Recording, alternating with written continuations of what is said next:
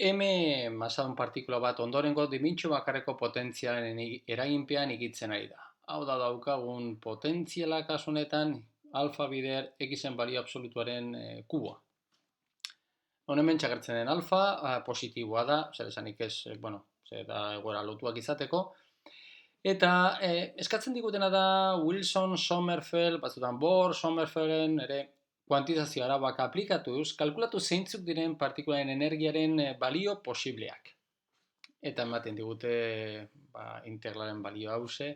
gero ageriko den integrala egiteko. Zer esanik ez, lehenko eta behin interesgarria da hau irudikatzea, daukagun energia potentzia irudikatzea eta x balio absolutuaren kuboa, bider alfa, alako gauza bat daukagu, minimo bat daukagu hementxe jatorrian, eta gero infinitorantz dijoa eta simetrikoa dugu,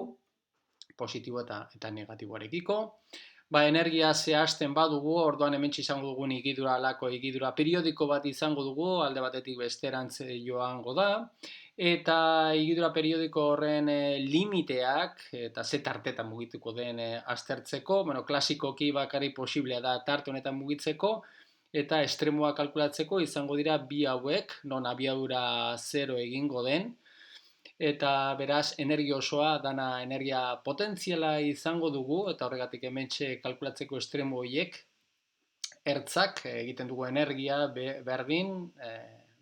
energia potentziala izango dugu, eta hemetik askatzen badugu xen balio absolutua hause dugu, beraz xen balioa izan daiteke bai hause edo beren aurkakoa. Beraz, era horretan ja igidura periodiko horren amplitudeak atera ditugu. Hori alde batetik eta gero bestaletik badakigu Wilson, Sommerfeld, Wilson, Bohr, Sommerfelden kuantizazio arauak hauetxek ditugu, non ekintza, x-ekin lotutako ekintza kuantizatuta dago, n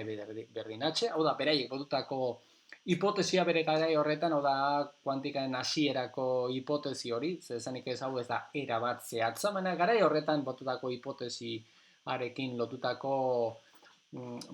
energiaren kuantizazio bat ateratzen zen, eta nolabait, gora ezazue honen helburua zen, Bohrren kuantizazio araboiek nolabait orokortzea, ez? Orduan ekintzaren kuantizazio horren ondorioz, hause da daukagu, beraz hementik dagoen integrala egin behar dugu, horretarako ordezkatu eta askatu egin behar dugu, hementxe daukagoen P hori xen funtzioan jarri behar dugu, eta peren adierazpean zen ezanik ez energiaren funtzioan izango dugu, beraz lotu behar dugu zein den peren adierazpena xen funtzioan eta energiarekin lotuta dagoena. Eta horretarako, badaukagu energiaren adierazpena joaten badugu, hementxe ikusten dugu nola lotzen dugu P, E eta X. Beraz, hemetik P hori askatzen badugu, ateratzen dugun adierazpena hause dugu, zer esanik ez positibo eta negatibo izan daiteke. Hau da daukagun adierazpena, eta hau da hemen jarri behar dugun adierazpena eta gero integrala egin behar dugu, ziklo batean egindako integrala egingo dugu. Horretarako kontutan hartuko dugu hemen, daukagun igidura simetrikoa dela, beraz bakarrik integrala egingo dugu P positiboa deneko, positiboa bada orduan joango da ertz honetatik beste ertz honetara joango da, eta gero zer esanik ez gero itzuli egingo da, baina hementxeagoen integrala izango da bi aldiz norantza positiborantz dagoen ekarpena izango dugu, eta hori da erabiliko dugun estrategia hementxeagoen ziklo batean dagoen integrala hause kalkulatzeko. Beraz, horren arabera, daukagun integrala, izango da bi aldiz, integrala mugak dira eskerreko muga hause dugu, eskubiko muga hause dugu, eta igidura honetan daukagun peren ikurra positiboa dugu, horregatik hartu dugu bakarrik P ikurra positiboa, eta berak duena xen funtzioan daukagun adierazpena hause dugu, eta hause egin behar dugu xekiko integrala orain egin behar dugu, eta hause da berdin n bideratxe.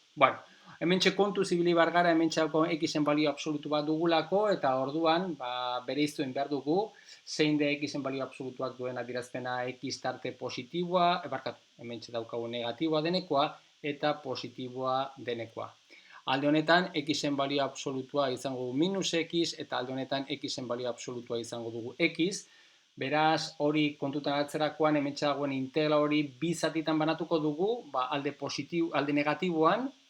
beraz, minus eskerreko ertz honetatik 0raino, eta gero alde positiboan, eta ikusten duzuen ez hementxe ordezkatuen dugu xen balio absolutua minus x-ekin, eta horregatik daukagu adierazpen hause, eta gero bestaldetik x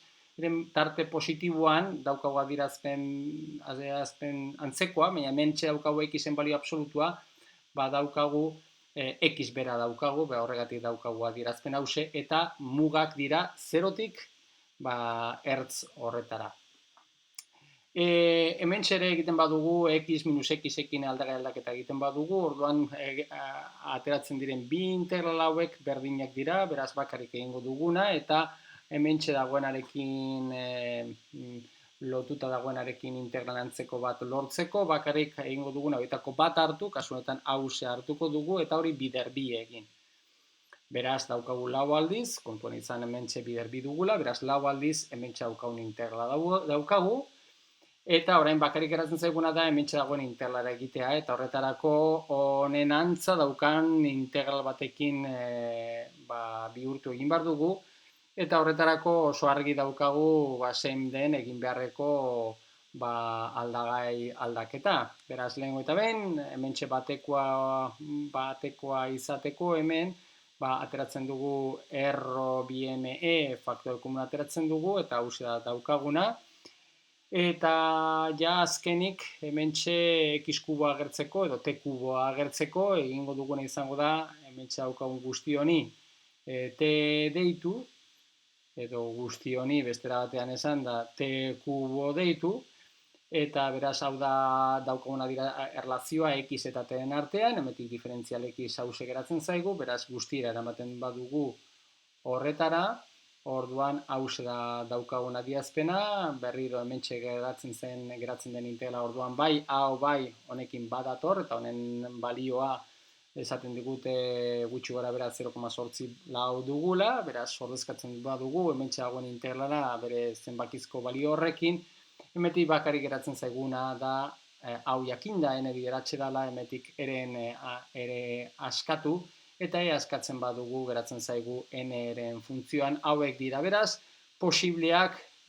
izan daitezken energien balioak, kuantizatutik dauden energien balioak, berriro, kontutan izan da Wilson, Bohr, Sommerfelden